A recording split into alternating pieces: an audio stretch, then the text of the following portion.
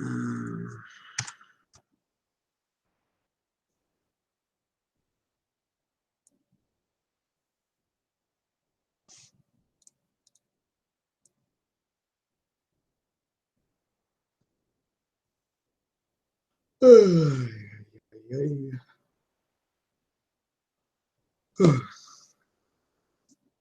what do I want to talk about? I want to talk about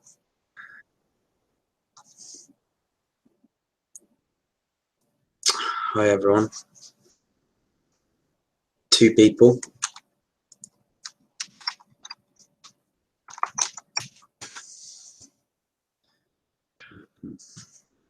Now, before I start this live stream, I'll just wait to see if I get any views, but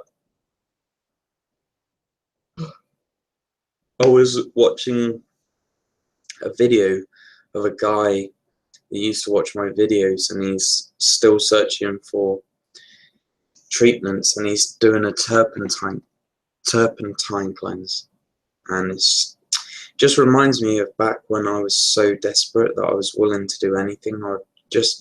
You just have this image of your head of what it's going to do, and I was reading what people were saying, and the protocol is you put drops of this turpentine oil that is, well, if you read the packet, it says do not consume, it's toxic to humans, on the sugar cubes, so that when you consume it, that sugar attracts the parasites that come out of their hiding spaces, and they don't realize that there's turpentine waiting on the sugar for them, so they go to eat the sugar, and they just eat the turpentine, and they just go you see, and these are the kind of things people fall for when they're ill.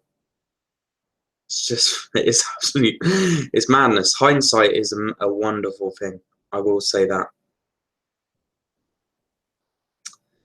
Yeah, like, I mean, I've tried all that kind of shit over the years, just ridiculous. But yeah, I'm pretty exhausted at the moment, actually. I did a rugby today, and I got stuck in, so I'm pretty tired.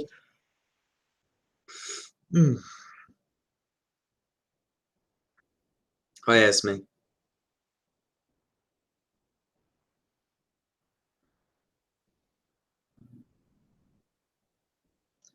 Of course, as always, just ask me any questions if you want anything at all.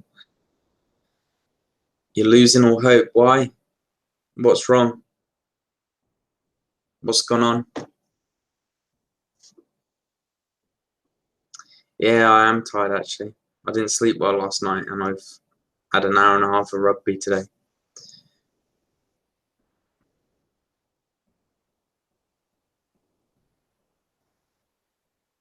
But Esme, why are you losing hope?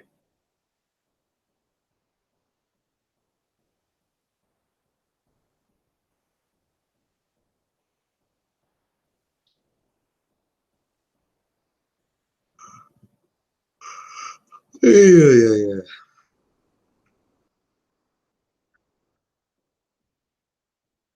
What's some other things I wanted to talk about? I need to do a video again on depersonalization. I was halfway through it until my phone cut out. Oh, can you hear me okay? Is it loud enough?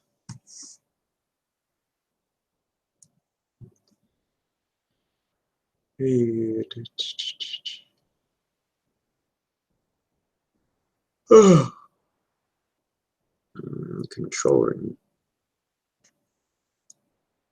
Hello. Right. That should be there. Candida seems to be a huge problem. Do you think adrenal fatigue causes Candida, or do they go hand in hand? Honestly, the more I read about Candida, the more I think that it is...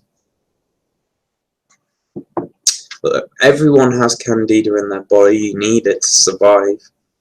Candida eats up excess sugar.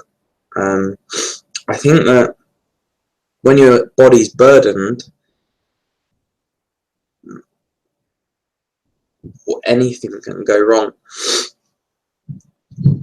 I think that, like, for example, it depends on the situation you're in. Like, if you're someone that's sleep is off and everything, you can focus so much on things like Candida and stuff, and trying to change your routine around to try and fix things like that. And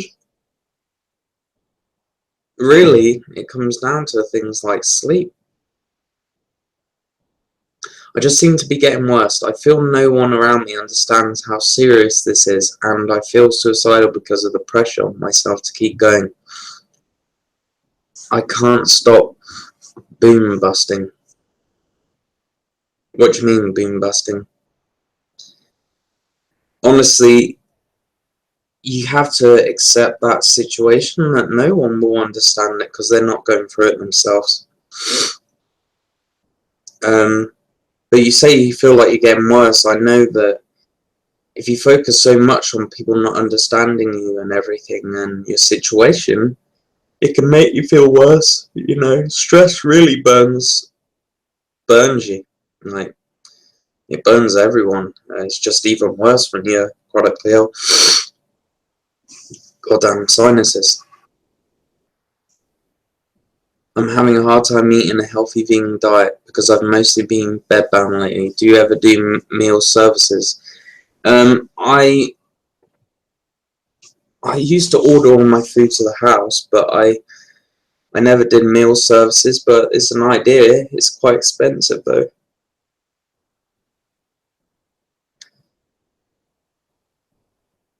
Like, one idea that I do now sometimes, it's really easy, is I get a bag, I put oats in, I put nut seeds, I put few raisins, few coconut shavings, and shake the bag up and then just have that with milk sometimes. Things like that that are easy. I can imagine if I was to go back now, I'd definitely do things like that as well. This probably wasn't the best time to do one because I'm yawning my head off. I just had nothing else to do, really. But what's getting worse, says me? What symptoms are getting worse for you?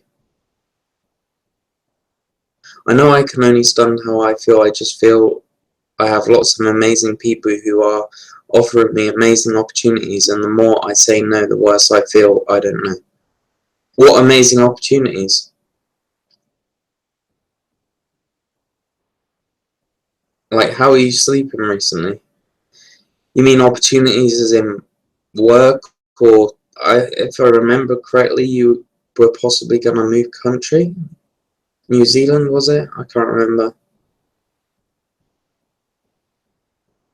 Honestly, a change of scenery would be ideal, I think. You can get stuck in a rut sometimes with how you're feeling.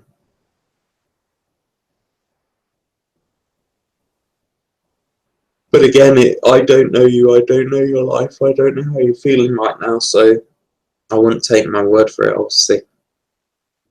Maybe you feel indecisive and it's making you agitated. Maybe you feel uncertain and unsure of what direction to go in, so it makes you feel worse. Not for me. This is why I haven't been improving. When I try to fix my adrenals and not work on Candida, I never improve. So only since I work on improve Candida as well as adrenals, I see improvement. What do you mean by you work on Candida? What do you do that you're working on Candida? If you're going to say diet, that's obviously something you need to do for the adrenals anyway. You can't really separate the two. I don't see anyone that can be chronically ill and say, I'm going to treat the adrenals. I'm going to treat, I don't know, whatever else. What have you treated the adrenals with? What have you treated Candida with? I'm only 17, so opportunities career-wise like music and film.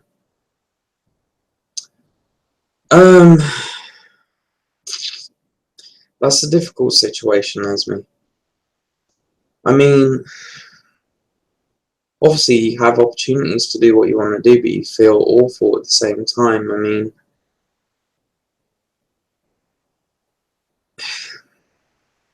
I'd hate to be the one to give you advice because I don't know your life.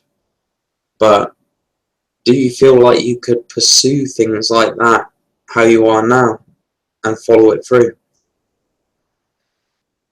How can we know we have adrenal fatigue that can cure just with rest, good food, or we have chronic fatigue because we have, for example, some parasites? I got parasites in India and then I'm sick. Obviously, parasites are a problem if you know you have them. Have you had a test that's confirmed you have parasites?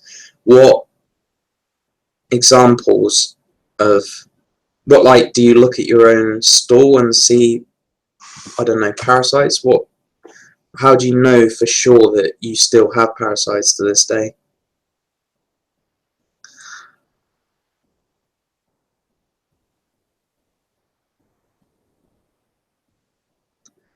I have problems. I had problems started 5 years ago with major bowel constipation, then turned into major sinus issues, polyps, then blocked nose, 100%, then fatigue, same years. Tried diet. You have to try everything. And major bowel constipation. Obviously, what was your diet at the time? What diet have you tried? How long did you try it for? Don't expect huge changes instantly within a month or two.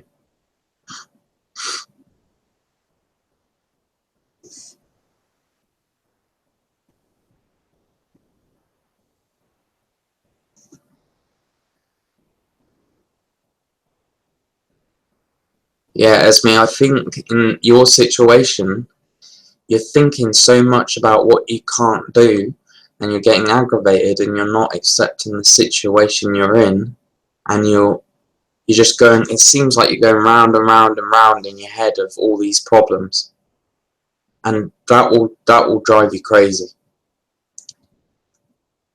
Get the audiobook, The Power of Now, and listen to that tonight or tomorrow night or the night after or whatever. You need a perspective change. You need to see things differently, because right now the way you're seeing things isn't helping you.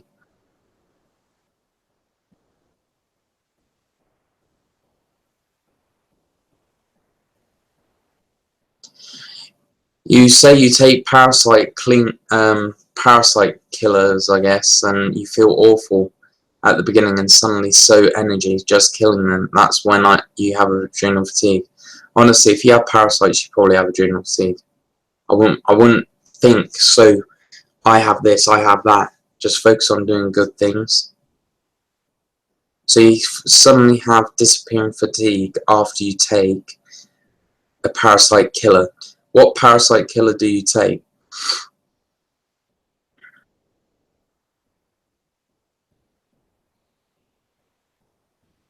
When am I streaming till? For the next, I don't know, it depends. Depends how many questions I get. Might be half an hour, might be 40 minutes or something. I'm a bit tired myself just because got up really early today and I played rugby. I get constipation sometimes. I know I need to eat more whole foods. I can't handle water kefir. Should I be taking probiotics? Absolutely. I personally think so, yeah. When you say you can't handle water kefir, what do you mean? But yeah, what I'm learning recently is the fact that how awful stress is for you, even if you're doing everything right. Stress is a killer. It really is. It's awful for your health.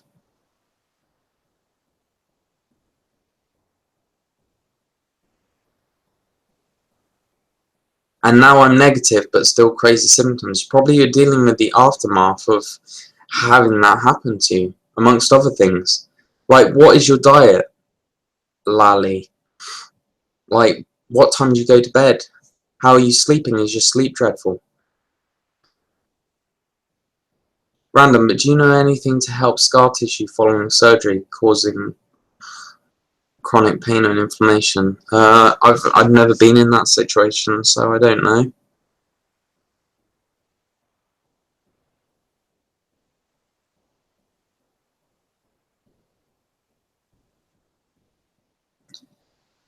Yeah, I read and listened to The Power of Now.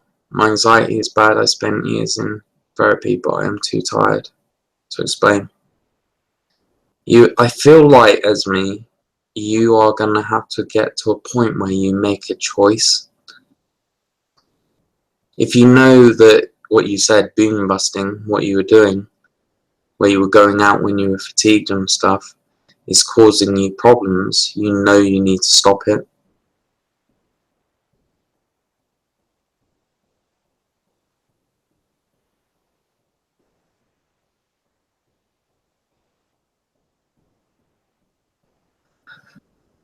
Probiotics seem to help when in high amounts with the fatigue, but eventually crash after. Is that normal?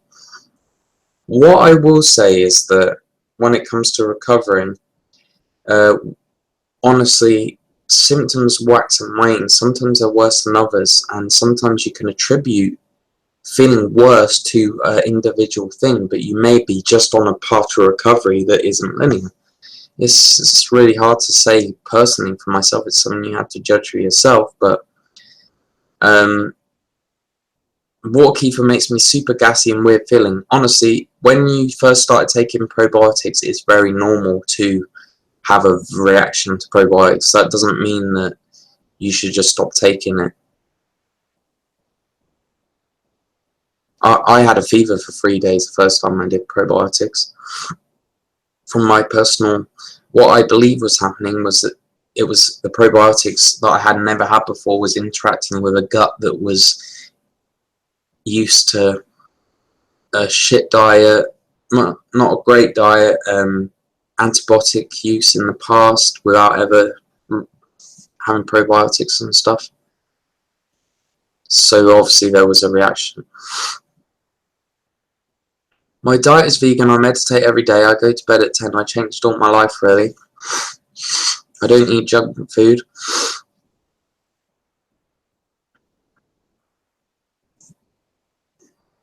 So you've changed your life and you still have crazy symptoms.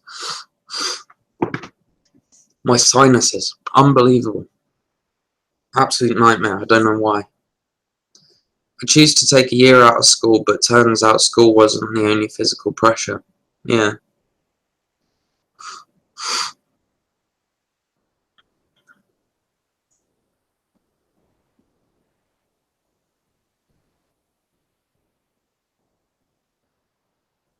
When we hurt our adrenals, our hormones from the gland is very low. So if serotonin is low because of adrenal fatigue, and 90% of serotonin is stated in the gut, and serotonin has antifungal properties, the low serotonin leads us to Candida. Well, obviously that may be one aspect of it.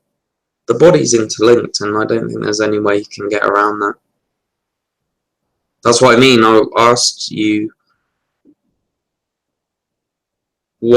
how are you addressing your Candida and leaky gut that you weren't doing it with adrenal fatigue. You can't address adrenal fatigue without addressing diet and stuff, because it's all interlinked.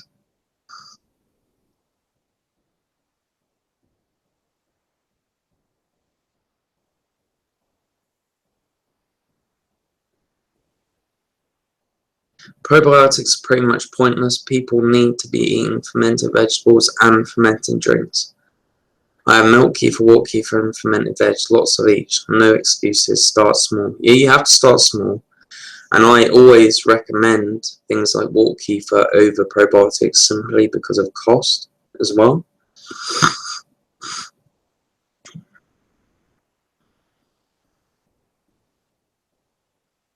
Adrenal fatigue can disappear suddenly. The other day I was normal and suddenly I was getting this blurry vision headache. That sounds like, you sure they're not like, you sure that's not was that after a meal, Lolly? That could be a drop in blood sugar.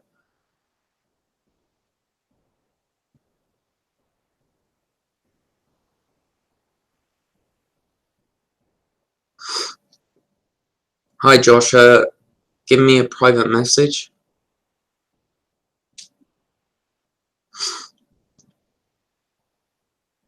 I'm addressing my Candida with a good probiotic and eating raw chopped garlic.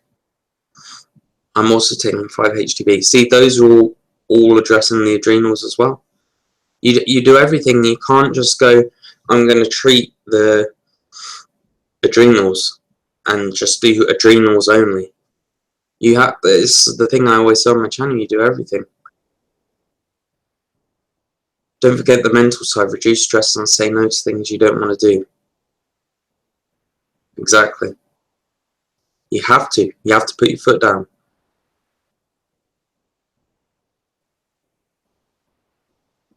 It is hard to accept as me, but there's no other choice. There really isn't. You have to realise that as long as you don't accept it and put it off, all you're doing is prolonging your recovery.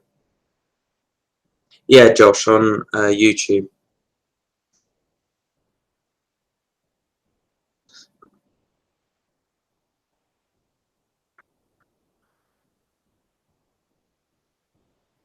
What's my thoughts on raw sauerkraut?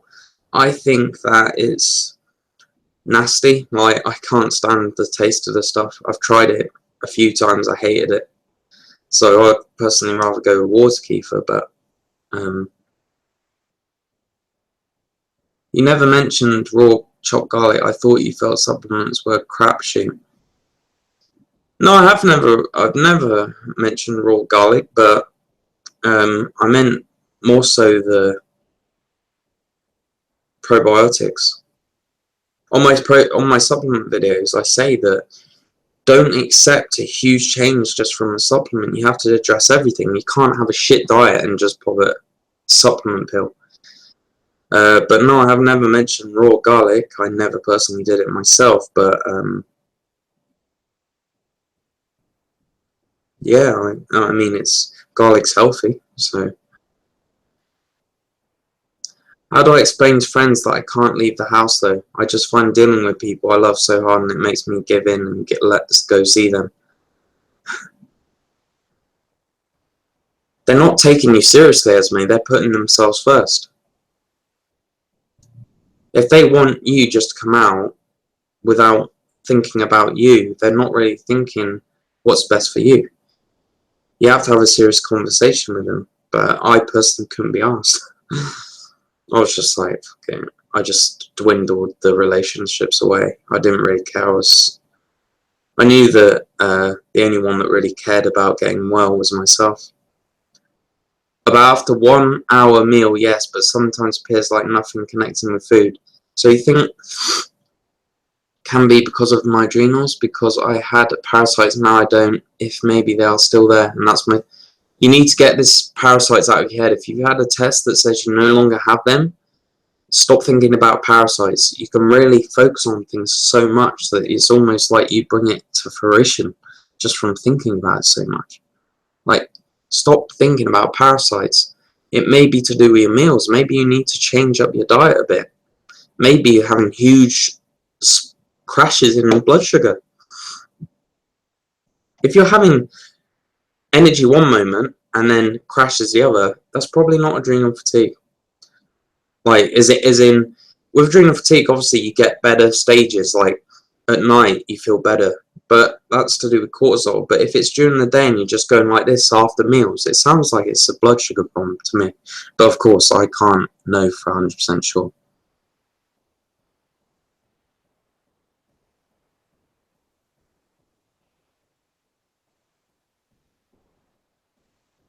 I mean, when on my public,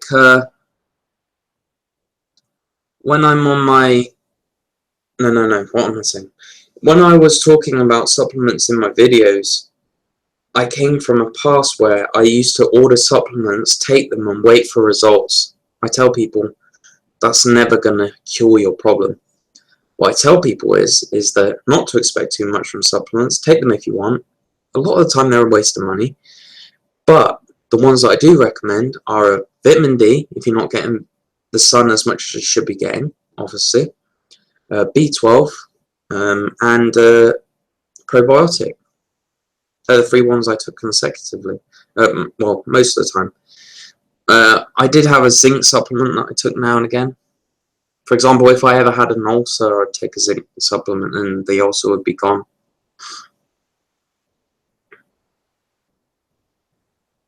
Esme, you just need to put yourself first. I know it's hard and stuff, but that's up to you to do. Don't be guilted into making your health worse. The people who care about you will wait. Self-care is so important, absolutely. People who are concerned with Candida, parasites, etc. should just go on an intense anti-Candida diet with loads of natural antifungals. The thing is, there's a lot of people on my channel that do these zero sugar, even from like some carbs and fruit and everything, and they never fully recover. Obviously, if that's what you want to do, try. James, are you constipated? My sinus only active if I'm constipated. Maybe you need to try good probiotic or raw chopped garlic. Sounds like you need something to clear your bowels. No, I'm not constipated. I've in the last 3 months especially, my sinuses have been really playing up.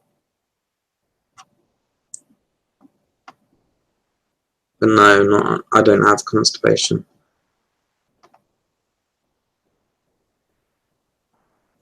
You at night, okay, well if you feel like a normal person at night, then maybe that is an indication. I mean, you said you've changed your life around. How long have you changed your life around? How many months?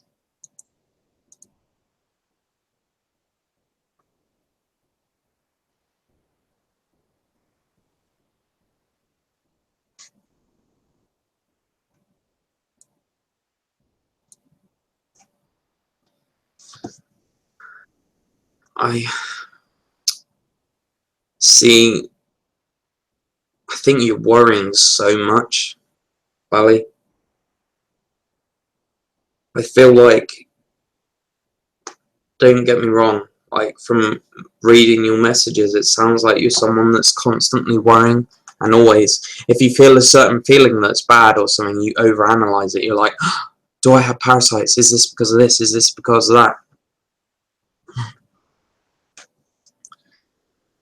I did ashwagandha and 5-HTP for a while and stuff like that as well, but I didn't. I only used 1 month's worth. I never bought it again. Obviously, I'm not denying that these things could potentially help. I'm just saying that it's not necessary. That's my main point, because I know some people are on a budget as well, and these things can be expensive. I'm having a hard time being depressed during the holidays. I know I have overdone it doing a few small things during the season.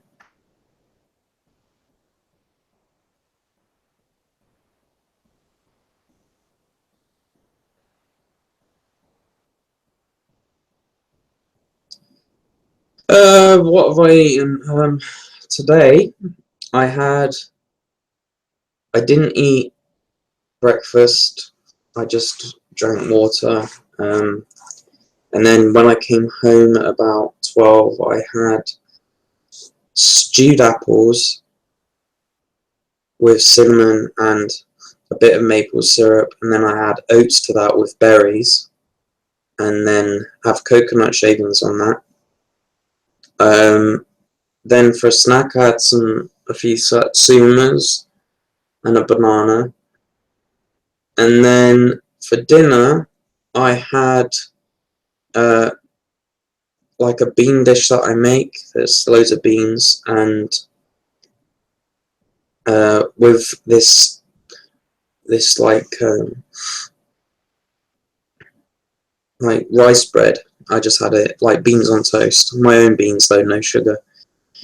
And oh, and then I made my own ice cream for dessert, which was a banana ice cream with pumpkin seeds, walnuts, and coconut shavings on. That's what I ate today.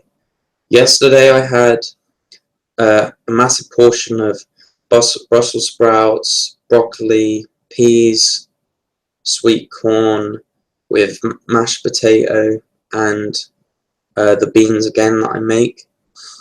And I had the same like stewed apple like oat dish for breakfast.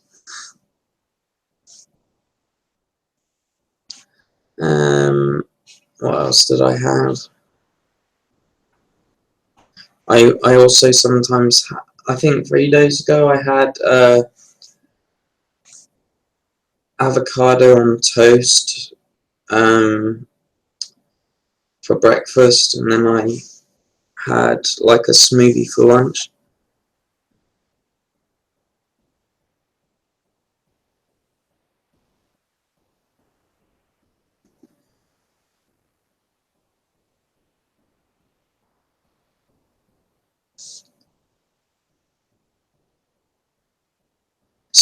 Suzanne, what is your diet at the moment? And how long have you made changes for? And how's your sleep?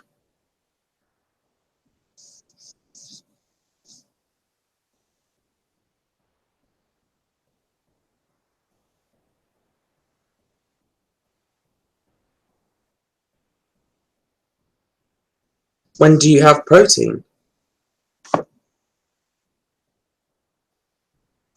Like, pretty much everything that I like. For example, the bean dish that I make, that's alone.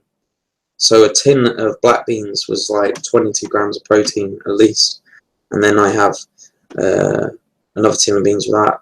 Like that beans on toast meal was at least 30-40 grams of protein.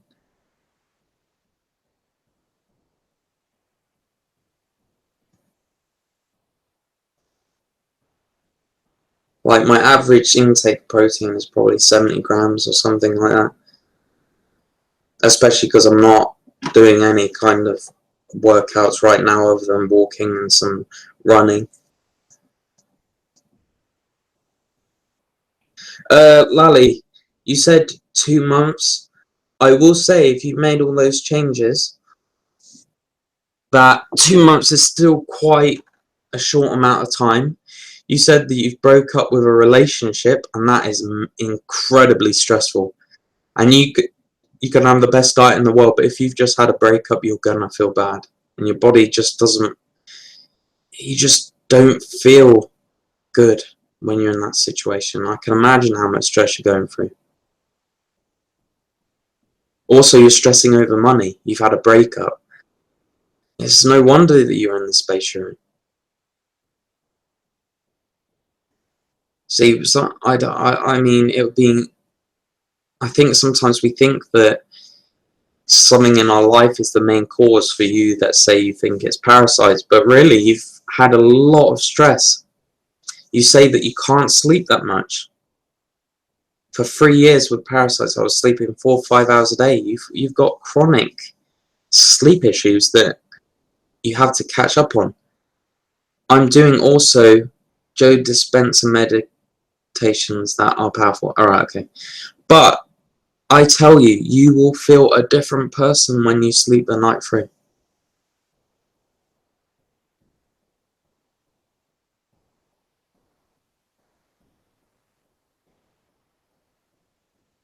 Hi, just joining. I have chronic fatigue after mononucleosis, glandular fever. Only thing that has helped me is SCIO feedback. Ever heard of it? Oh, and probiotics and lysine. No, I've never heard of it. When did the bentonite clay baths? Did you mix it in the water before you added the bath? I added some the other day and it clumped up. Just like whirling it through the water. But obviously it's always going to settle at the bottom at some point.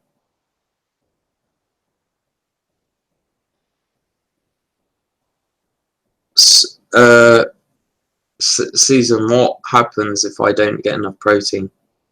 Bearing in mind that I've eaten this way for coming up to 3 years now.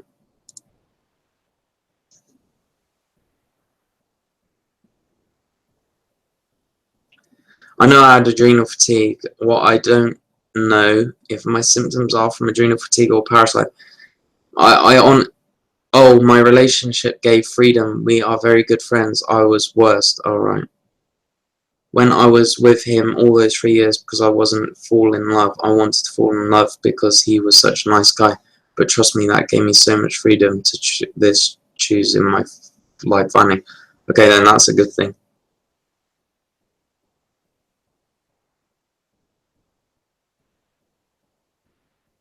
See, Susan, do you consume fruit, or do you try and avoid fruit?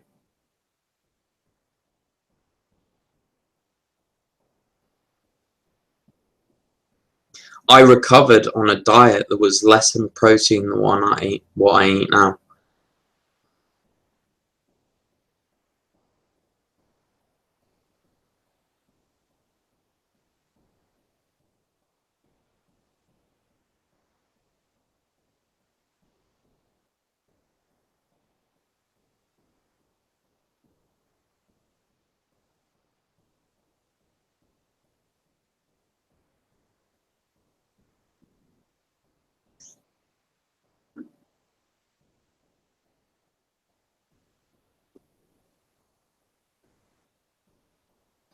And Susan, when you give in to your sugar cravings, do you give in to fruit, or do you give in to refined sugars?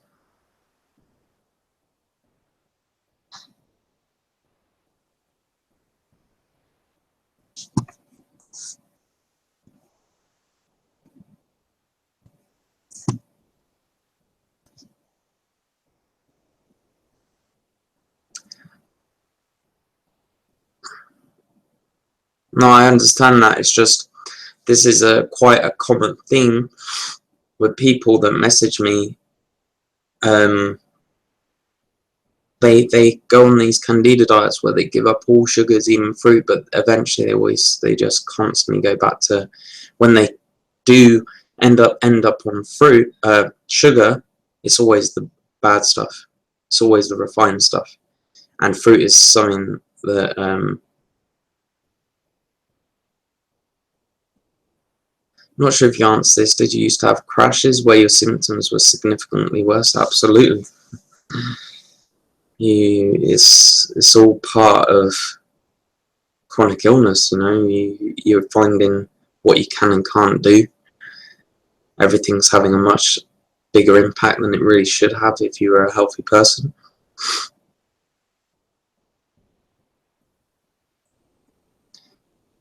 Yes, Lally, your symptoms are common with people with adrenal fatigue. I think that you shouldn't really think too much about parasites and stuff until you sleep. First of all, try and get to the point where you can sleep through the night. Sean Stevenson, I always recommend him as someone that will teach you a lot about sleep.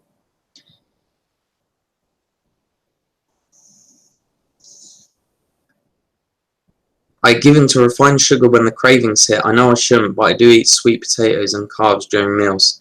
See, this is so common. People get to the point where they're just craving sugar so bad they go for the highest hitting, like, sweet food they can find. And it's usually, what refined sugar products do you consume? See, how I got over this problem was by eating fruits and no refined sugars.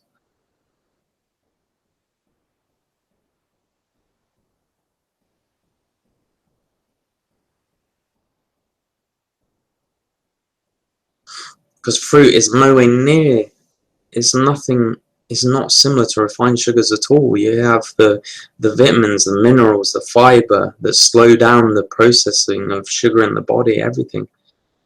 Refined sugar, on the other hand, is just poison, really. I mean, when you're in a state like chronic illness anyway, you really react to it. Also connecting, I mean, is the common that suddenly the fatigue disappear, and also connecting my stomach hurting me after toilet, for example, feeling something like I can breathe and feel more energy. Yeah, I have fruits. Like, see, this thing, in the beginning, when you consume fruits, it doesn't give you that satisfaction that you would get from refined sugar products. But I used to eat dates, bananas, mango, things like that. Honestly, if you get into that point where you know you're going to crack, Have some really dark maple syrup or something. Like, anything but that refined shit.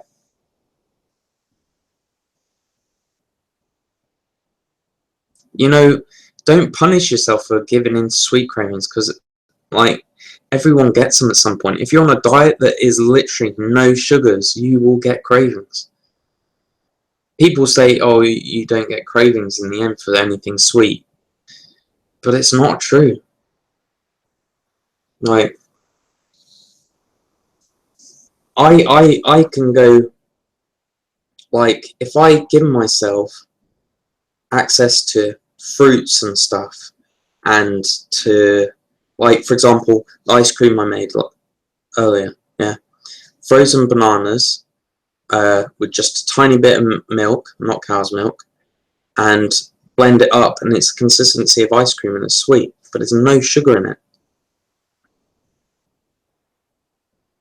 No refined sugars, anyway.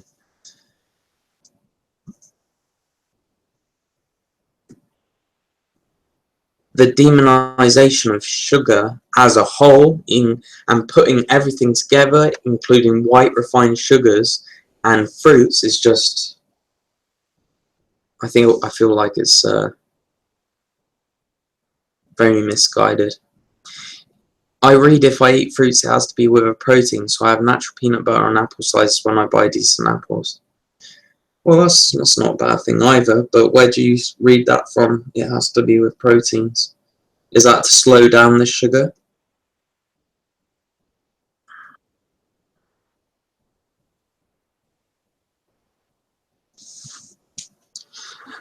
James Till, do you have any advice for bringing down cortisol levels at night? I had saliva tests and my cortisol levels are normal until 6 p.m. Okay, firstly, you want to go and check out Sean Stevenson when it comes to sleep. You want to not be on any kind of gadget. Don't want to be on any kind of gadget an hour or two before bed. You want to wind down. You want to be away from any kind of screens, TVs and stuff. Also, you want to avoid having a big meal before bed as well, because that can cause blood sugar problems. You want to make sure that your sleep hygiene is good. You want to make sure that your room is not too hot and not too cold. You want it a good temperature that's cool. There's a long list of things you have to follow and routines, and don't expect your sleep to just fix itself overnight. It takes a while.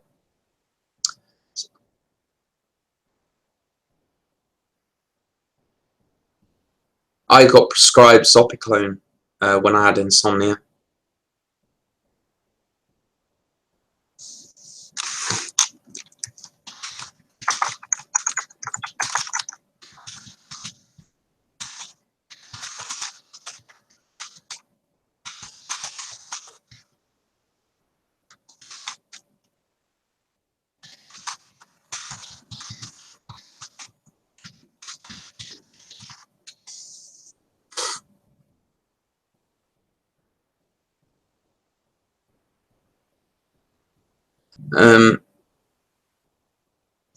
Adrenal fatigue recovery books. I mean, if that's the route you want to go down, that's up to you, Susan. But I know that I'm not asking you to take my word for it at all, but all the people I followed are people that had adrenal fatigue themselves, and recovered. And a lot of my advice that I chose to look to was people that were personal accounts on YouTube. And yeah, obviously balanced snacks and stuff is not a bad thing, but if you end up craving sugar so much you need the refined stuff, I think that demonizing fruit might be something you want to rethink. That's all I'm saying. If you give your body the sugar in a good form, I think it's less likely to want it in the bad forms. Do I still recommend water for Currently, I don't take water ether. Would I recommend it? If you have gut problems, yes. But obviously, I'm not up to date on if there's something else that's better for your, like a better probiotic. I know there was this quite expensive probiotic supplement that's huge. Like, it's much more probiotics than any fermented food, but it's quite expensive, and it comes in like sachets, and it comes in a chilled box. It's like pharma grade probiotics or whatever, some shit like that. I would probably try that if I had to do them again. I personally take the sleeping tablets, and if you want to just try one sporadically, because you just want to sleep, if you have something to do the next day, you could do that, but personally it doesn't fix the main problem.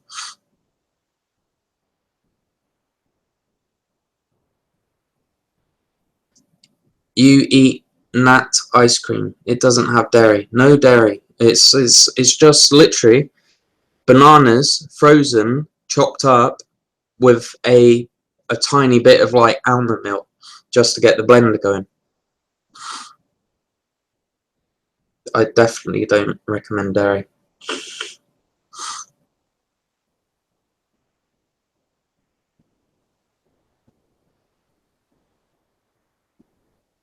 I know that see, this depends on who you are. Some people it was in my case at least, my adrenals were so awful, but I did well on bananas, and apparently that's due to the high amount of potassium.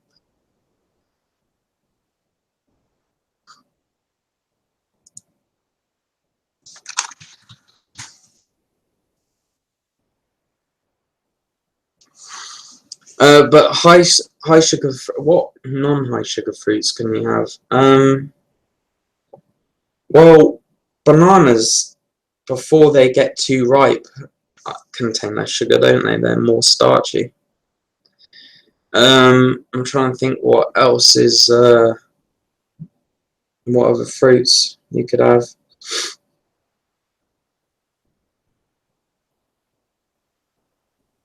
Maybe pomegranates. Sorry.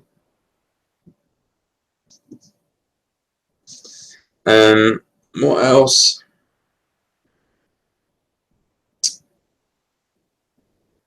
Persimmon, but that might be too much.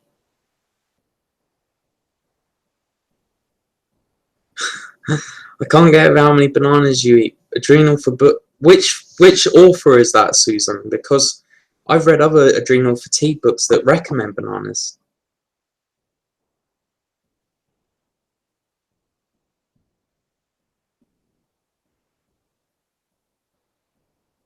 Yeah, I used to consume a lot of almond butter as well.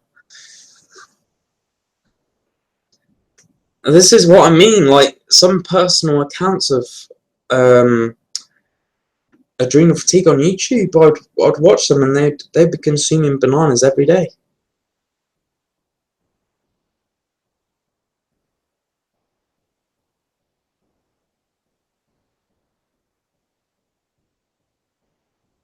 Dr. James Wilson.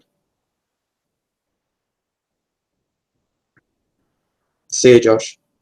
No, I know the guy. I used to listen to some of his stuff. So, what's his reasoning for not wanting to have potassium?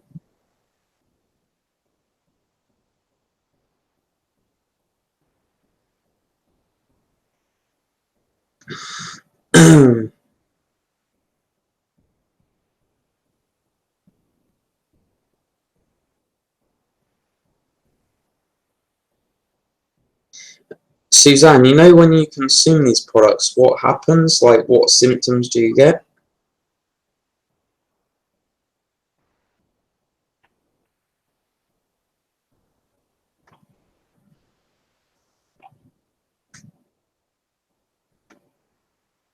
Because it sounds to me like it's leaky gut.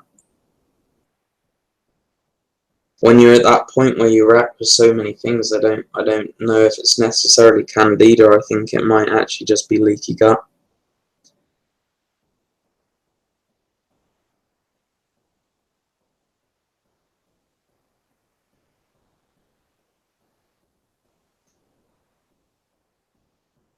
obviously that makes sense that a probiotic would help. What probiotic do you take? Because obviously if your gut is not in the right space, then nothing else will follow.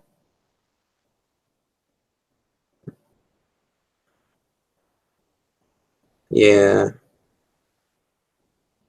Well, see, now this is, I don't think, even though I had leaky gut, I don't think I was at the point where I was reacting to as many things as some people do. Like, I reacted to things like oats and stuff, but, like, even gluten-free oats, but I could eat bananas and be okay. Yeah, see, okay, now it makes sense. See, I personally think that, no, I don't believe Candida causes leaky gut. From everything I've read, leaky gut is caused by the erosion of the gut wall. For example, if you, Suzanne, you most likely, for most of your life, consume things like gluten and dairy. You've probably been through a lot of stress, or obviously going through the illness that you've had for that long is going to be immensely stressful for you. All those things lead to the deterioration of the gut. I don't think it's so much a candida. I think it's leaky gut. And when you consume things with leaky gut, sometimes protons can leak from the gut into the body, which causes an immune response, which would cause things like severe joint pain and fatigue and stuff, because your immune system is being activated because proteins have leaked into the bloodstream and stuff where it shouldn't be. I don't think it is candida. I think it's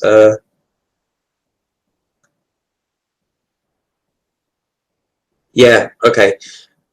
The adrenals absolutely want healthy carbs. That's what I realized when I was recovering myself, is when I moved away from the I was, before I started this journey properly, I was heavily eating a lot of animal products. That was my main staple. And when I moved towards more of the healthy carbs like sweet potato and stuff, it definitely helped me. But your gut is your main problem, by the sounds of things, not candida. I don't think you're reacting to the sugar in a candida sense. I think it's a leaky gut sense that everything's going wrong for you. And that's why you feel better on a probiotic.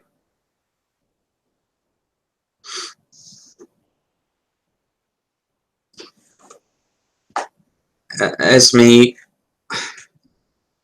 I understand how you're feeling, because I was the same at your age, because I was ill at 17, and it took me until 24 to get to the space that I was in to recover. So maybe, I know it's not what you want to hear, but there comes a time when, how you're going through life right now, you'll get to a point where nothing else matters, not even your friends. Nothing else matters. You want out of this situation more than anything. And it took me years to get to that point.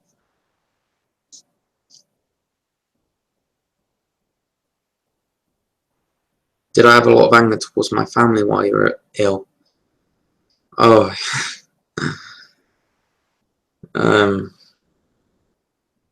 yeah, just felt like I was just getting flipped off a bit, to be honest. Like, just no one took me seriously.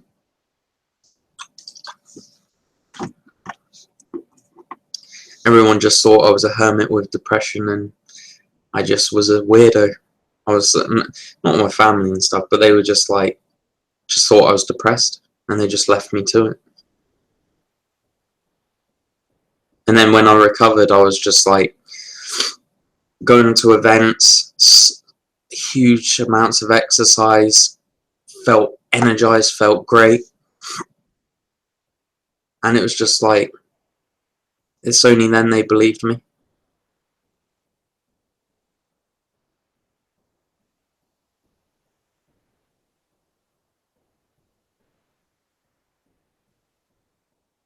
Susan, like,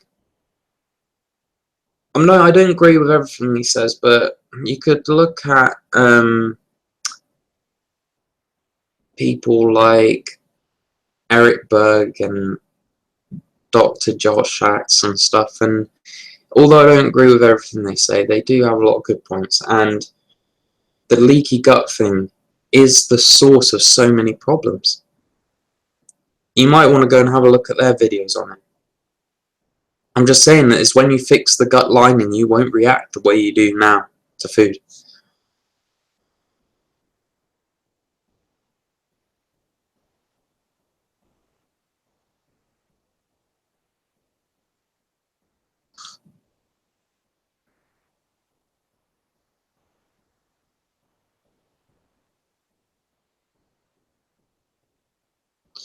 I have my mum at home, and that wasn't really, I didn't really have anyone, to be honest. Richard, you didn't ask me, but I'll throw my 2 cents. I have major resentment for them now, but my family wasn't supportive. Is yours family supportive? Richard, I get so angry at family all the time, even though I love them. Suzanne, not so much. I also had an abusive stepfather. I was trying to remember the abusive child contributing. Of course, stress. Stress is so huge when it comes to becoming ill. Stress reduces the effectiveness of everything your body does.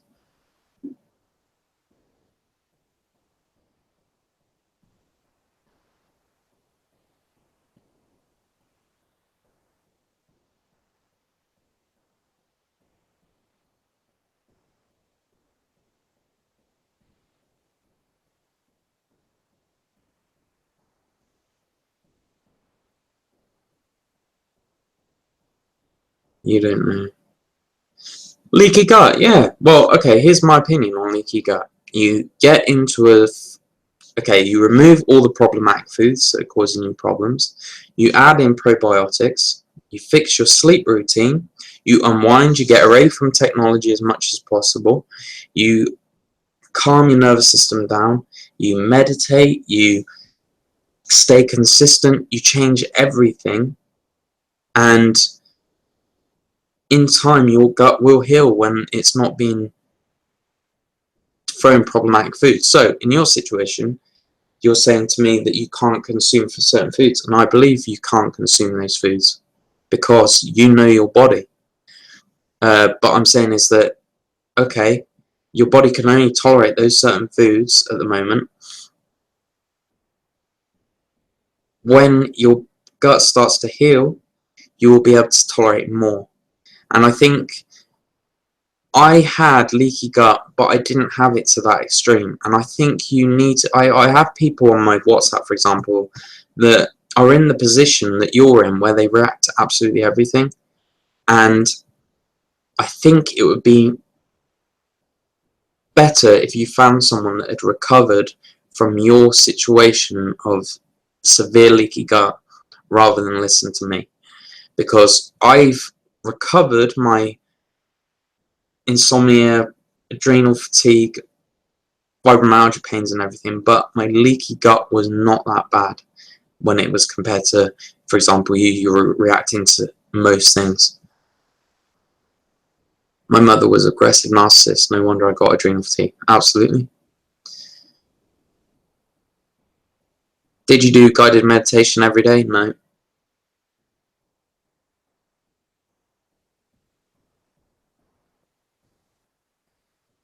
Esme, you have to come, one day it will click for you.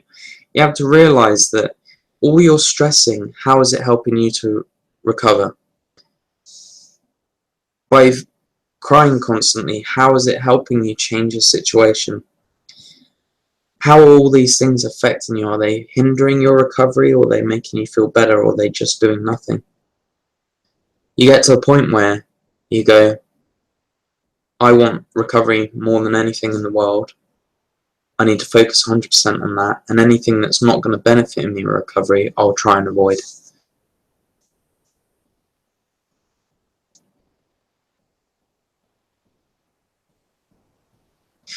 Yeah, Suzanne, if I was in your position where my leaky gut was terrible, I think I would probably have a look at the fasting route as well. However, I know that fasting can be incredibly stressful on the adrenal glands as well, but maybe you could try a day or two now and again, or something like that. It may be something you want to look into.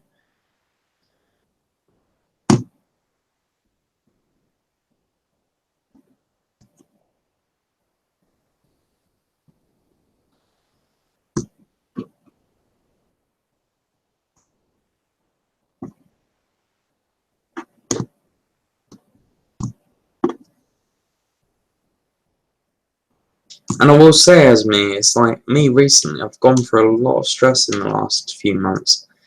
And I'd be lying if I said that I feel as good as ever, because I don't. And that's because of the amount of stress that I have in my life at the moment that I'm allowing to dominate me. And although I can go out and play rugby and stuff, I don't feel like I did this time last year. This time last year, I was like a bouncing bunny. I was like a kid. I was like a 12-year-old kid that's never had a problem in their life, that had endless energy. Now, would I say that I'm in that position now? No, because life right now isn't allowing me to do that. But it's a journey. I'm constantly having to reassess things. James, thank you. No, I'm not leaving and you can't go yet. But just wanted to say, take this line to say thanks. You're sweet. Thank you, Suzanne. But absolutely, it sounds like a gut problem. And if your gut lining is not functioning properly, that can have huge ramifications in everything. If you're feeling depressed, you could think that you could have depression simply from your gut lining being so poor that your serotonin production is so low. You know, the body is, it's like a machine. But I think that looking at it from a Candida point of view, when it comes to, I know that it's not always good to look at the scientific side of things, because obviously they haven't experienced themselves and stuff, but Candida is like it's like, it can't be seen on like a, what am I trying to say? I'm trying to say is that I was reading articles before I started this live stream, and it's about skeptics, and they were saying that Candida itself, as it's marketed as everyone has Candida infections in the natural health movement and you always have to be detoxing Candida, is that as it's being stated by all these people that sell these kits to recover from Candida and everything, is that that actually doesn't exist. We all have Candida in our bodies, but how it's being sold doesn't exist. Now, leaky gut, on the other hand, is something that is recognised. So I think that preparing your gut is first and foremost the most important thing. I will say that I don't know everything at all when it comes to this subject. I just know that when it comes to things like leaky gut and everything, is that it is like a Rubik's Cube. Everyone has to figure it out themselves. Everyone's had a different life leading up to getting ill. Everyone's has different life situations. People may be affected more by diet than others. You know, it's endless. I can't sit here and pretend that I know everything about how to fix everyone, but I can guide you in the right direction, and that is definitely not the way of going to the doctors and getting a diagnosis and being given pills and medicines and everything, because all that does at the very least is mask symptoms. Do you feel traumatized looking back at your illness, or is it easier for you to cope with what you happened to you? It's like my brain's blocked out, if I'm perfectly honest. It's like sometimes I forget. It's weird. It's like a glimpse in my head. It's like it never really happened. It's like I literally have a 8-year gap in my life where just nothing happened. And I guess in a way it really didn't happen. Like, nothing really happened in my life other than just illness. And I guess my brain just wants to forget about it. Was my father harsh, strict and aggressive? And had high expectations? My dad was certainly not strict, aggressive or harsh. He was none of those things. He was rarely at home when I was growing up. He was always away working. Did he have high expectations? That's a tricky question, because I could say that he has high expectations, but a lot of the time I'm starting to realise that I put those expectations of his success onto my shoulders and feel inferior for not living up to that standard. Do you know what I'm saying? So I don't know whether he does have expectations like that or not. He's never, I can't say he's any of those, to be honest.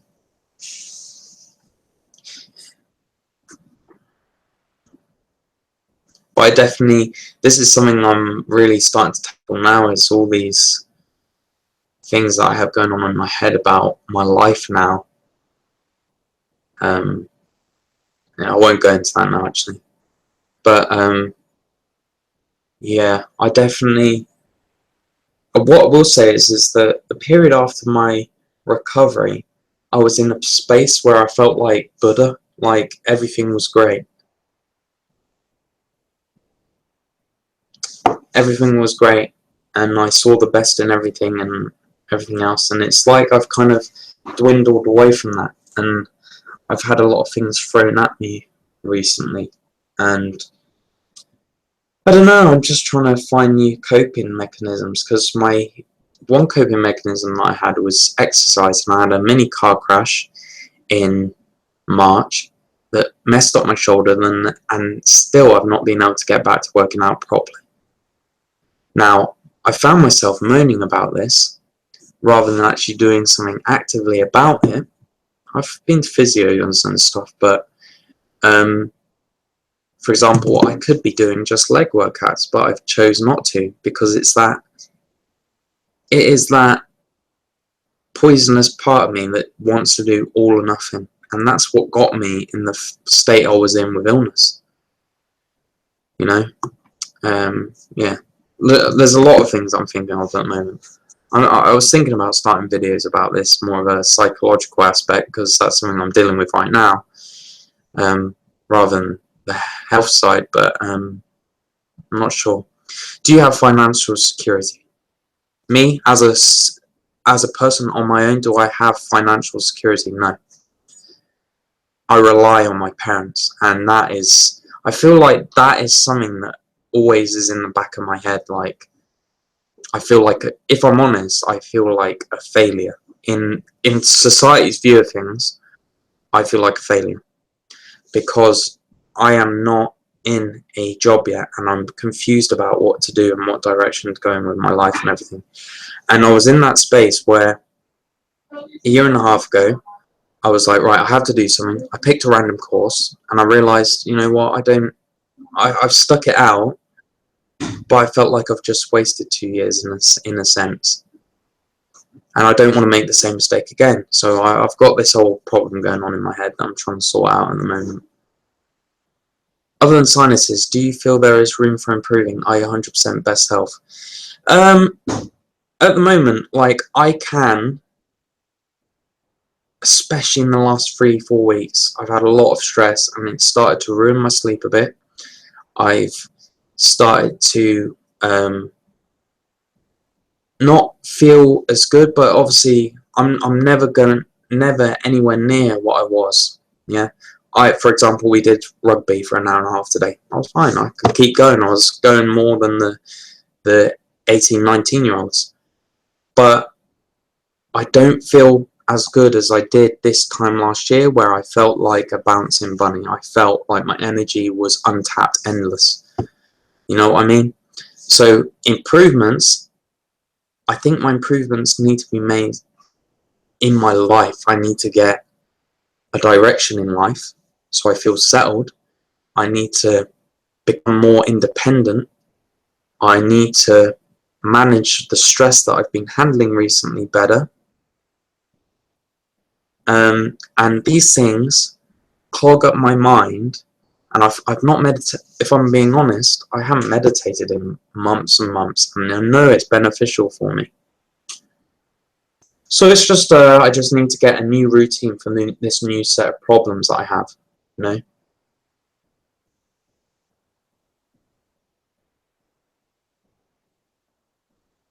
But other than my sinuses, I don't know why my sinuses have got bad recently.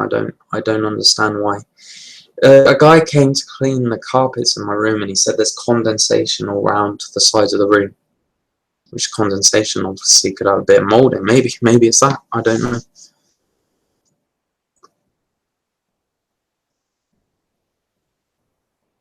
So you're saying you don't know what you want for your career? No, because there's been so. I originally went into this course because I was like, you know what, I wouldn't mind being a policeman. Doing something to do with justice. And the more I learned about it, I was like, it's not what I thought it was. Then I was like, fire. I wouldn't mind being in the fire service. It's quite active, and I wouldn't mind that. But recruitment is very thin. And the more I start doing into public services, is like, I don't want to be in a place that I can't change, like see the downsides of something and not be part of making it better. Do you know what I mean? You just do as you're told. And then I was thinking about, before that I was thinking dietitian, and then I was like, as a dietitian you have to preach what the NHS guidelines say. Have you 3 servings of dairy a day for your strong bones? And I'm like, what the fuck, that? I know that's bullshit. I was thinking about, I've been offered a place to do electrical engineering, and I'm not sure I really resonate with that. I've potentially looking into doing a trade, and that's really where I'm aiming right now. I'm thinking just getting into a trade. Honestly, I don't know.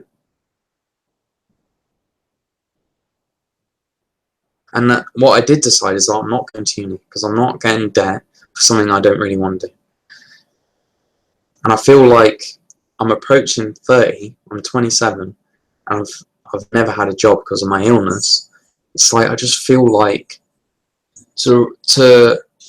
I know I shouldn't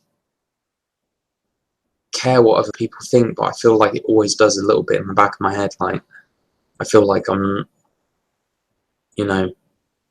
struggling to pick what to do. This is one part of my problem recently that's just been in my head.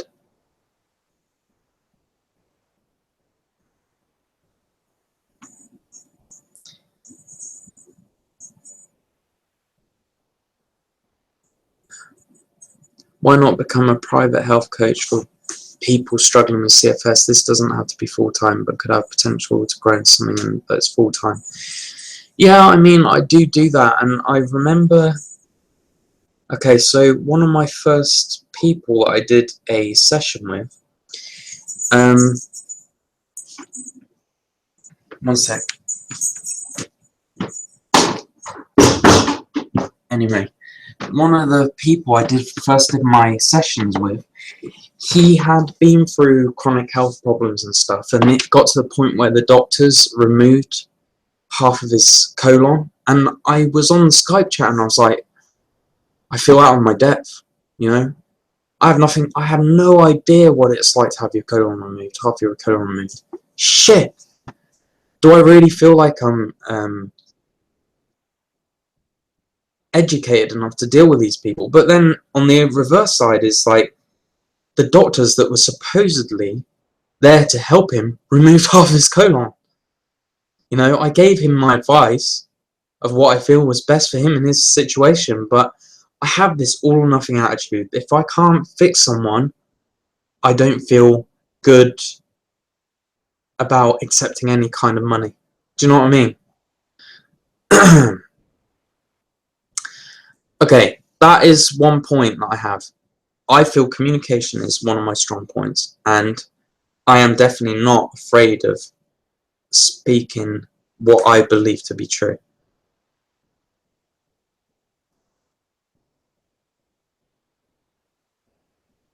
Yeah, no, that's exactly what I mean. That's what my friend said, is that there's no one out there that knows absolutely everything. All you can do is your best and everything. And I feel like, yeah, I feel like I would put money on the fact that I point people in the right direction. And, you know, I get, like, last week, within the last month, I've had probably 8-10 people message me in the comments or in private messages saying, I started listening to you 8, 9, 10 months ago. I've changed my health around. It's worked. Thank you so much. And that gives me confidence, but yeah, I don't know. I just hesitate. I don't know. Also, when it comes to making YouTube videos, I'm like, what the hell do I say anymore?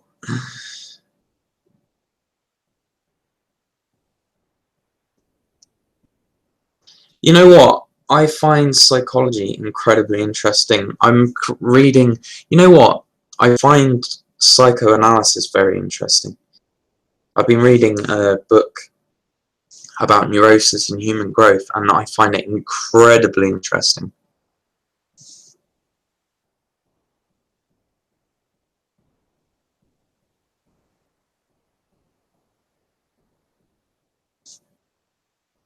Yeah, it isn't realistic, and I think possibly it's a part of me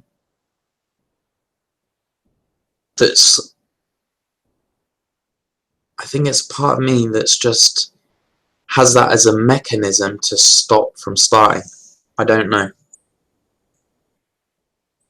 It's absolutely everyone has to start somewhere.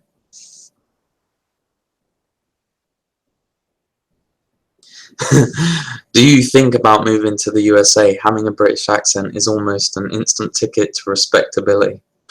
uh, I know that a lot of my views come from America. I used to live in America as a kid for like a year or something. Whether about moving there, I don't know. I never say never at this point.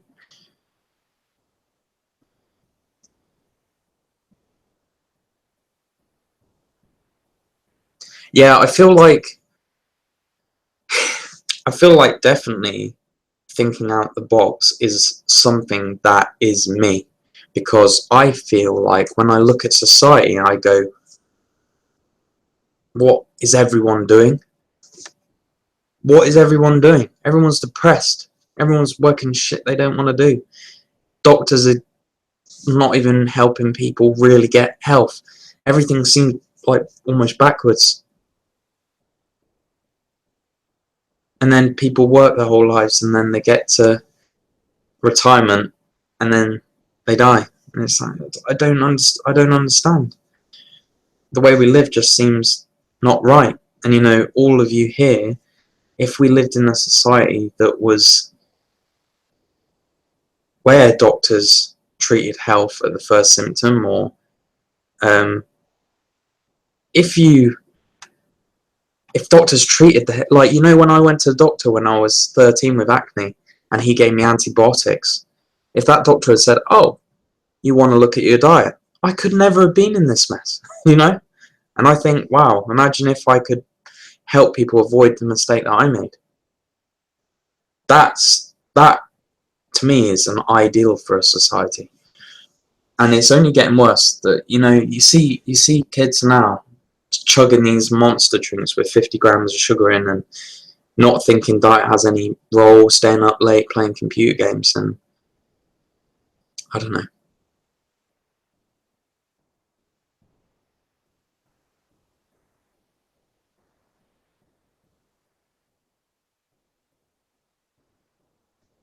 In my book, you are honorary American, James. Thank you, Richard.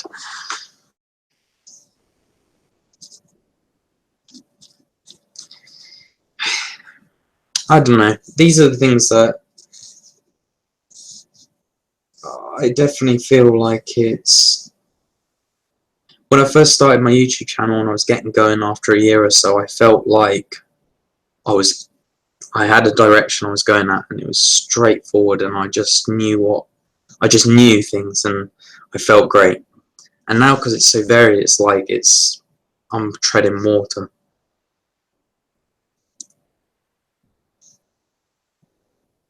I think it's possible to continue to grow your YouTube channel and use it as a platform for private health coaching. You will learn in time through people's cases about unique health conditions. It's true. I think that's why I do the donation based, is because I don't want to charge a specific fee.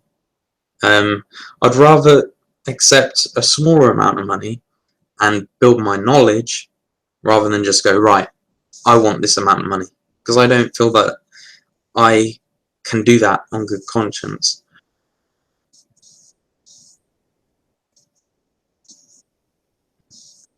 Yeah, Lewis. It's definitely a money making thing.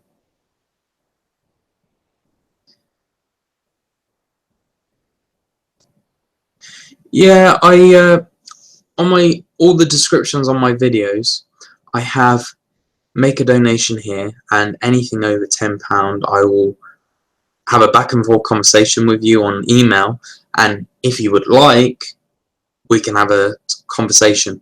And I do still do conversations. Maybe I need to make that more clear. I went for a period where I had Facebook and everything, and just keeping up to date, I felt like I was constantly on technology, and I was like, whoa, I can't go back there. I can't go back into technology all the time. I know what it does to me. I feel just more, don't know, I'm just not as... I just hate being sat on a computer for hours and hours and hours on end. Do you know what I mean? And Facebook especially, I was getting flooded with more messages than YouTube, and about their life stories, and I was just like, I can't get round to all these people and give them the one-to-one that they want for free of my time. Do you know what I mean? Especially I'm doing still in college. I haven't finished yet. The most help I ever got was from a naturopathic doctor, but not many people can afford to go to one. What do you think about becoming a naturopathic doctor if you really have to really want to do it? I signed up to a naturopathic doctor in the UK, and the things that put me off is they talk about things like, shit, what is it? Let me look.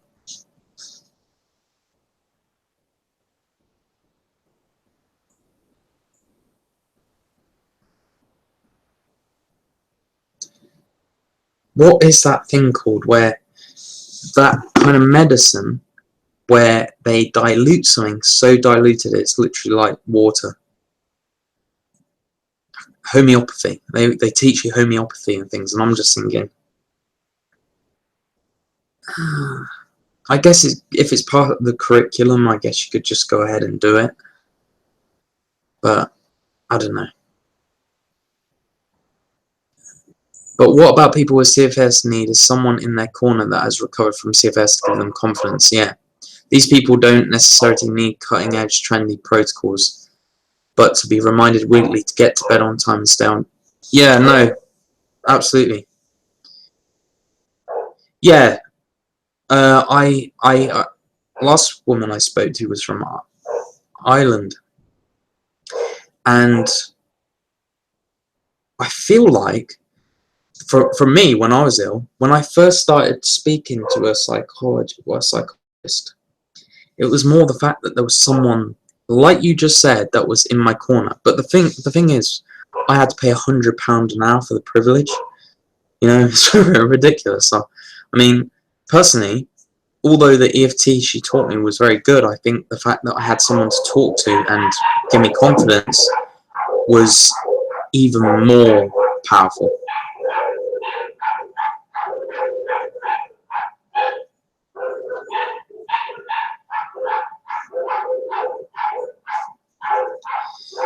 I spend so much money on supplements and doctor co-pays, I can't afford a personal video. What I get on disability is crap.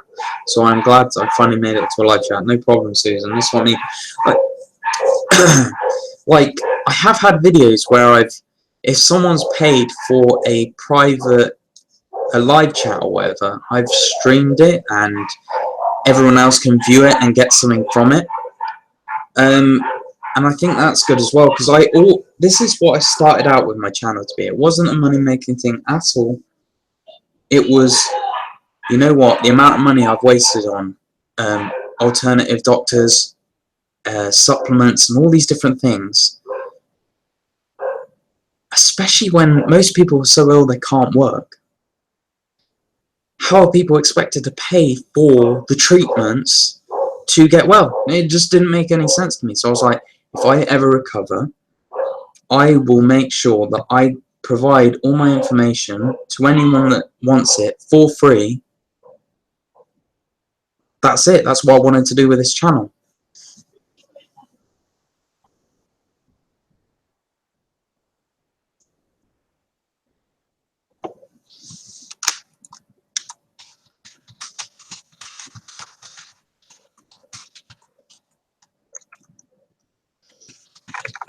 But no, I think that it's we're in a society now that doesn't recognize fibromyalgia, adrenal fatigue, all these problems people are having, and then you get stuck financially. That's more stress, and then you're expected to find the funds to try and find someone to help you. I just find it. I just don't find it moral. I don't find it right. Doesn't make sense.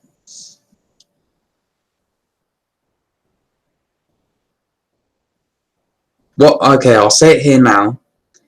And I was thinking about doing a video on it, but I'm not sure. You tell me what your opinion is. Okay, so I did a documentary for the Optimum Health Clinic, and I stated everything in that interview, what I did to achieve recovery. And in the documentary, it was all removed. And it directs you to, at the end of the documentary, to the Optimal Health Clinic. And then to become part of it kind of guides you to his recovery, come towards the Optimal Health Clinic. Which, of course, I think they do a better job than doctors do, for example. But the prices, it's like £100 a session, let's say, for a nutritionist or a psychologist or whatever, or the course is even more expensive. And I felt annoyed at one side, the fact that they didn't show what I actually did for recovery. And then on the other side, I was like, well, at least I'm promoting a holistic company in how they deal with things. They actually can help people recover, you know. But they were only doing it with the price tag, do you know what I mean? They could have, just because I said everything that I could help me towards recovery, didn't mean that people were going to be like, right, I don't need to pay for their services now. People still need that person they can communicate with to help them through recovery. But I don't know, I felt a bit about it. I was wondering, should I have actually done that? But at the same time, it's good to give inspiration for people to recover that watch a documentary. Do you know what I mean? It's a difficult one. But James, you said do £10, £20 an hour counselling type service. That's kind of what I do at the moment.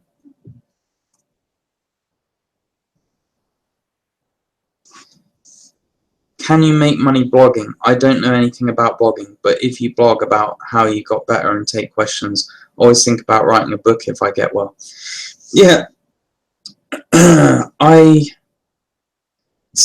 was thinking about writing a book. I did start a book, but I only did like 5 or 6 pages, and then I changed my mind. But at first I wrote it about kind of a story about it started right back at my whole life to show you how I got to this space I was in. But then I was thinking, actually, could I have a book where it goes through every aspect of well-being in a person, and then say, okay, so psychology side, how do you get to being well-being? How do you get to feeling good, like in your mind, and then your diet, and then your all the subheadings. How was NoFap helped you, man? Okay, this is a subject I feel quite passionate about, is the fact that kids are growing up with access to porn and not realizing how damaging it is for their brain. I recently got this book. If you can read that, I don't know if it's backwards, and it goes through all the myths of porn, because in our society now it's deemed as just a bit of entertainment. It's fine, no problems at all.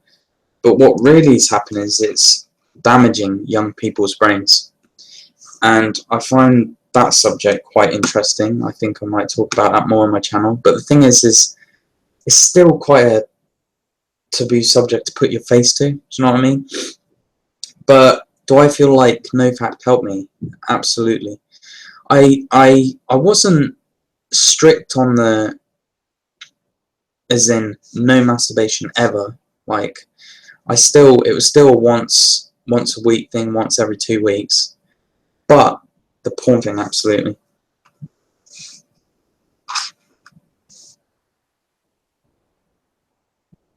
Yeah, when I say start from the beginning, I talk about psychological aspects in my childhood, even though I had a good childhood, that contributed to lower well-being later in life without realizing it. I wanted to go. I wanted to do psycho. I wanted to go do a psychoanalysis kind of thing. Matt Stone, 180-degree health. Let me check. I think I've seen that guy. I'm not sure. Yeah, I got myself a girlfriend. A nice girlfriend. A very nice girlfriend. Right. Matt Stone. 180 health.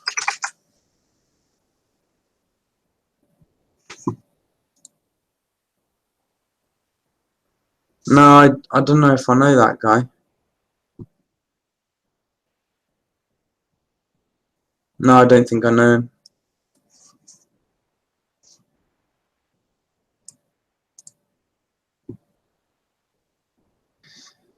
Can you be a NoFap CFS health coach? Lots of young people out there have developed CFS through porn addictions, 8-hour binges, and dysregulating their adrenals from staying up too late.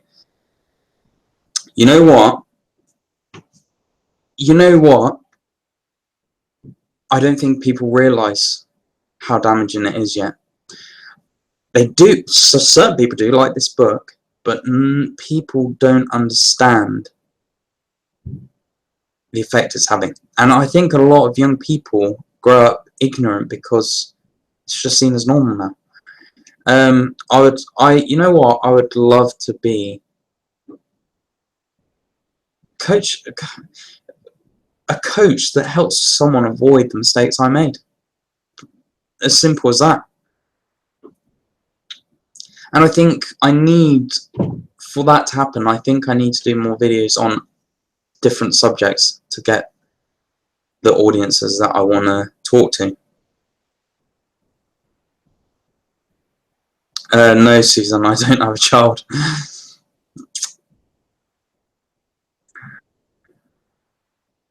I am interested in psychology, in terms of, for example, just why people are the way they are. Because some people live their lives not really knowing who they are, and they make decisions that they aren't for their best intentions and everything, because they're just not self-aware. I think self-realization is a very important thing to making sure you feel good in life and you feel good and everything. How long did it take until my diet was completely locked down and how long did it take me to feel the benefits? 4 or 5 months. Something like that.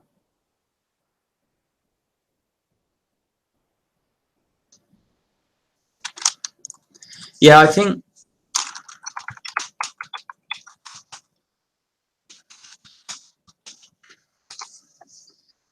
talking about it is, see, what I will say is this, is I have a bad habit of this, is paralysis by overanalysis. I keep everything in my head. And I know this because when I was recovering, I used to just get a piece of paper, write everything I was thinking down, burn it, and I felt better. And I don't know, I just need to take my own advice sometimes when it comes to, you know, what I did during recovery. I need to start doing some of those habits again.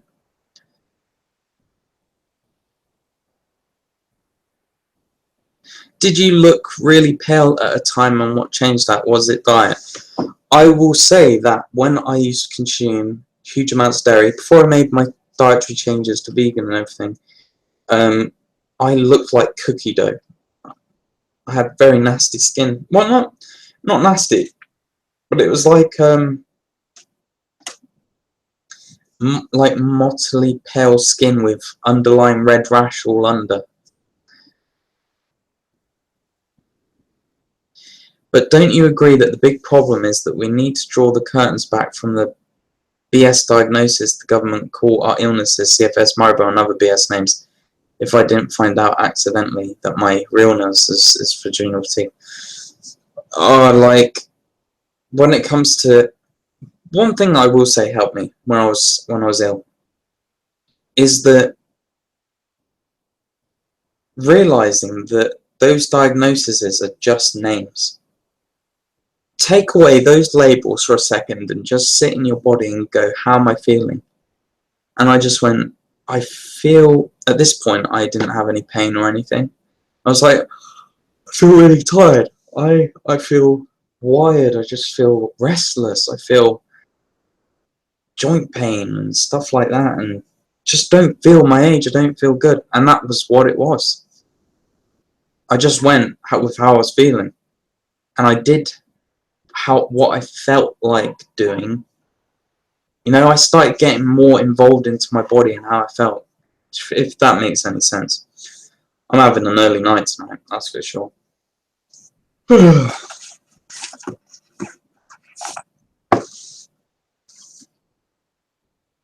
Yeah, I think my frustration with villains as well comes from, I got back into society after being ill, and slowly it started chipping away at me again on, like, the fact that I might have to just blend into society and just do what everyone else is doing, and that is not me.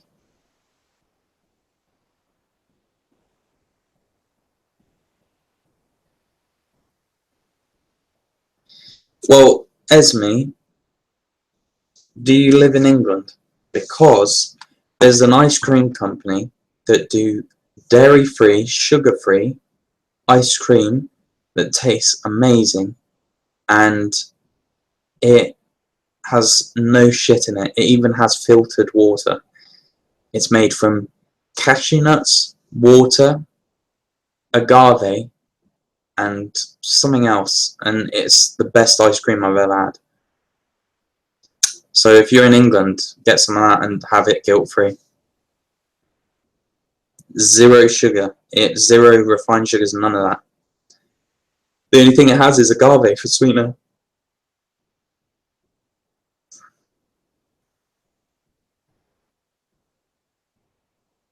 Yeah.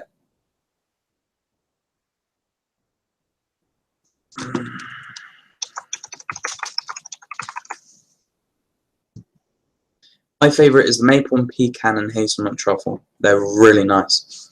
You should definitely check out Matt Stone. He's not a science guy, he just uses common sense. He is especially useful for people who are dieting or restricting calories.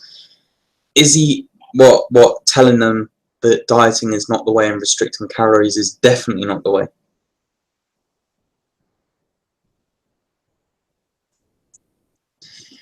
Am I an atheist? I was very... Before I started my change around, I was someone that was very believed in everything. Then when I was recovering, I became very angry at my mum and just the people around me. I became angry at life, and I became atheistic. And as time goes on, yeah, I was atheistic, but I was reading the Bible as well. Actually, I was listening to audio book of the Bible. And as time goes on, I would say I'm more agnostic now. But I can see how praying and stuff will help you. I did actually do like kind of a praying thing now and again, but not to like an established God or anything, just to speaking to something, if there is anything. Do you know what I mean? But yeah, I'll just say I'm agnostic now. I don't know what's real and what's not. I think that there's something. I don't know what it is. But at the time when I was going atheist, leaning atheist ways, was because I was listening to a lot of Christopher Hitchens, and it was helping me kind of rationalise with my situation a bit. Do you know what I mean? It helped me in a way.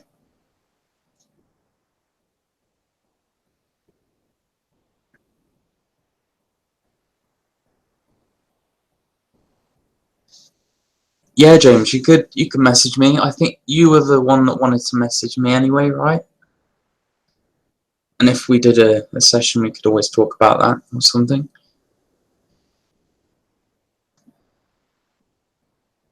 What bothers me is all the hundreds of thousands of people buying they have CFS fibromyalgia when they have to live with it. They actually have adrenal fatigue and they can get better, but nobody will tell them this. No doctors, nobody in healthcare. It's up to us. Yeah, no, it's the same with everything. James, if you message me on private message on YouTube, I can. You know what? I'll just get my email. Okay. Anyone else can message me on my email if they want.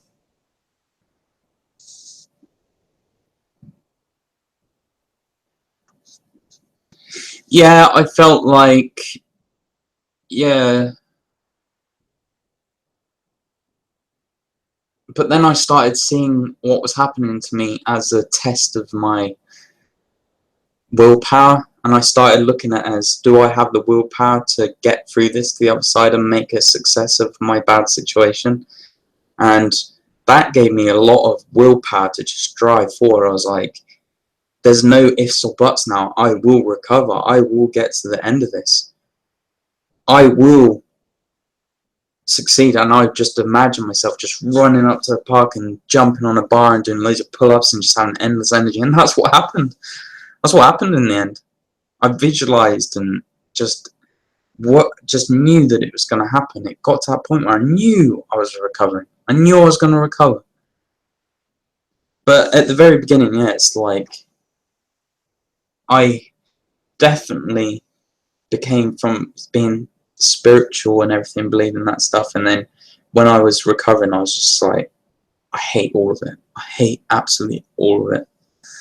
For other reasons as well that I won't really go into here, but it's a very personal issue. Was a stressful period of my life that made me hate it even more. But yeah, okay, to know what I'm going on about, there's a video about toxic environments on my channel, and you can go and have a look at that. You'll start to understand what I mean. What were those things affecting you in my childhood? Okay, so the obvious ones were I started getting acne and put a bit of weight on and everything like that. I got shitty comments from friends and stuff. They're the obvious ones, but what I didn't realise is, only realise in hindsight, is, for example, I don't know whether I want to say it on YouTube, but there were periods, there were things that didn't strike me at the time, that then had a massive impact when, for example, there was much emphasis on, like, for example, my family, my dad was away all the time, he was working. I saw the male of the family as someone that provides, and that's their usefulness. And as I was growing up, no problem with that. I was going to be successful, you know? There was no doubt about it in my mind. And when I got ill, I had just huge self-hate, like, I just felt useless. I felt pathetic. Like, I just felt like there was no point to me. And what I look back now is realizing that at the time, I was being considered a failure in society's view.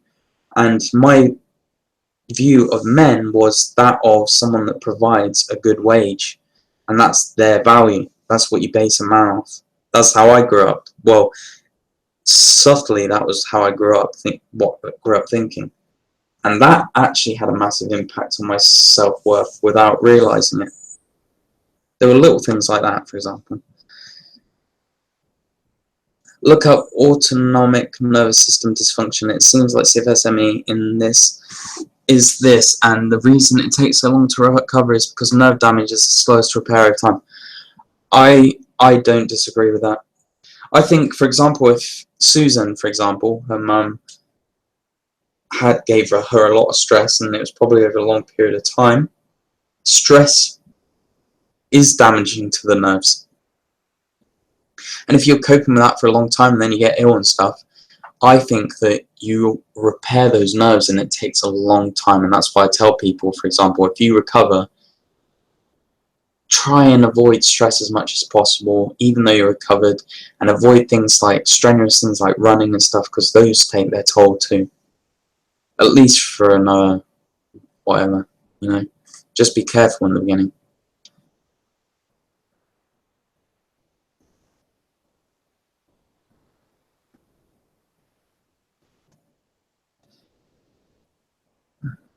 Thank you, James. So glad that finally made it for a live chat. Is there a schedule for your chats, date, time? I will work on my leaky gut. Maybe you can eat more protein. Yeah, I mean, I don't know whether protein will help my sinuses, but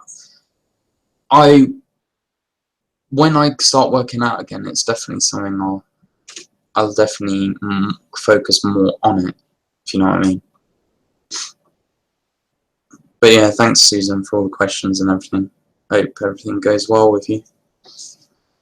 Interesting, my dad is in his 80s and my mum has always been the one working constantly, so maybe as a woman I see women and compare myself to how crazy, active and hard-working she is. Possibly, you know, we do compare ourselves as kids. As kids, what is your view of men and women? It's what you see in your mum and your dad.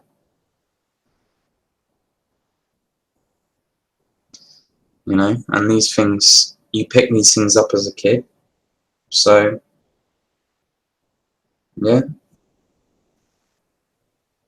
What I'm starting to realise is that my childhood didn't prepare me for the real world. Like, just the more I get into psychology and stuff and the way the world works and everything in it, I'm just thinking, what the fuck is school? What is school? What has school taught me? School hasn't taught me shit. It hasn't taught me anything. It taught me to read. And I was going to say maths, but I taught myself maths to pass my exams. Honestly, if I have kids, I'm homeschooling them. That's how I feel. I just feel like schooling just doesn't get kids ready for the world at all. Okay, Esme, you have crazy expectations of myself. That is contributing to how you're feeling about yourself. Right now, when you're in the house and stuff, you feel like you have all these expectations you're not fulfilling, and therefore you feel guilty or you feel worthless and stuff. It's a vicious circle, mate, and it ain't helping you, because I did exactly the same thing.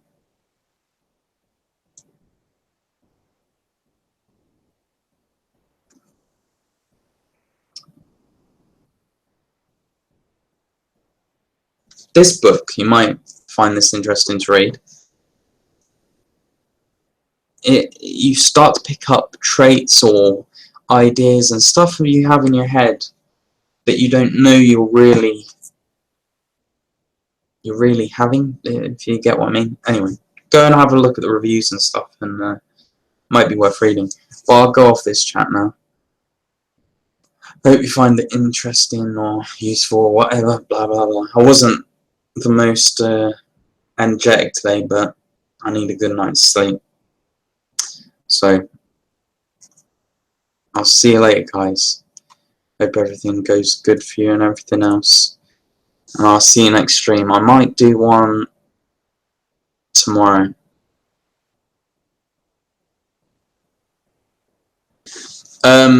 When it comes to politics, I recommend everyone avoid politics during recovery. I think you should avoid news as well, because what do you actually achieve by keeping up to date with politics when you're recovering? You have very little energy as it is. The last thing you need to do is have something weighing you down that isn't actually changing anything. Do you know what I mean? But yeah, politics is not as bitter as the US. Definitely not as angry, but it's still, people think it's quite a useless system in place generally. It's quite a draining thing, politics.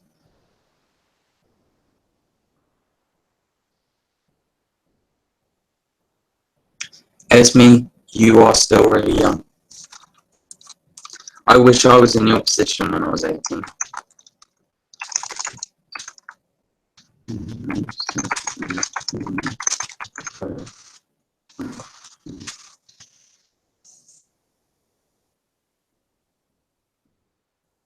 I personally think that during recovery it was good that I was single, because I had all my energy to focus on myself, what little I had of it. I can imagine it being very draining to be in a relationship where you have to give someone time, attention and everything, while having to deal with being so tired. I don't think when you are chronically ill you can give your attention to someone in that state. I think it's unfair on them as well. I think it's, obviously if they love you then you're not going to get around that, but if you're single and you're looking for a partner while you're recovering, I would probably wait. My personal opinion. But anyway, see you later, guys.